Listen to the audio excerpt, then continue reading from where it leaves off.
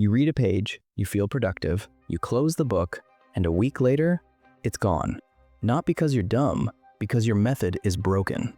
In the next 2 minutes, I'll give you a simple routine to remember anything you read for life. Here's the truth most people ignore. Your brain isn't a hard drive, it's a filter. If it thinks something is useless, it deletes it. So the game is simple. Make your brain believe the idea matters. 3 rules. Do them exactly, and pages stop disappearing. Rule 1. Start with a mission. Before the first line, ask, what problem will this solve for me? Or, what would I teach someone after this? Now reading isn't passive.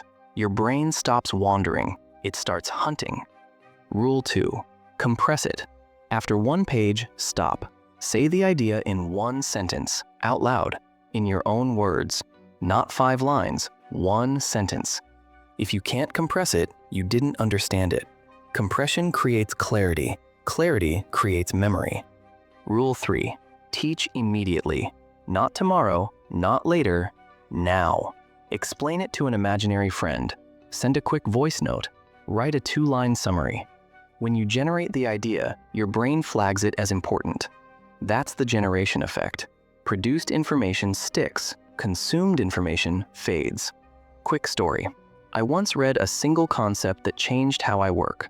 I used this exact method. 1 page, 1 sentence, 1 voice note.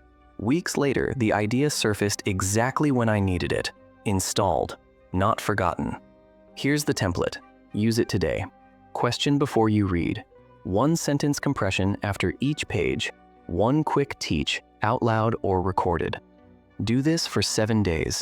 You won't just remember more, you'll think differently. Because reading isn't collecting facts, it's installing ideas that run your life. So next time you open a book, don't read to finish. Read to become.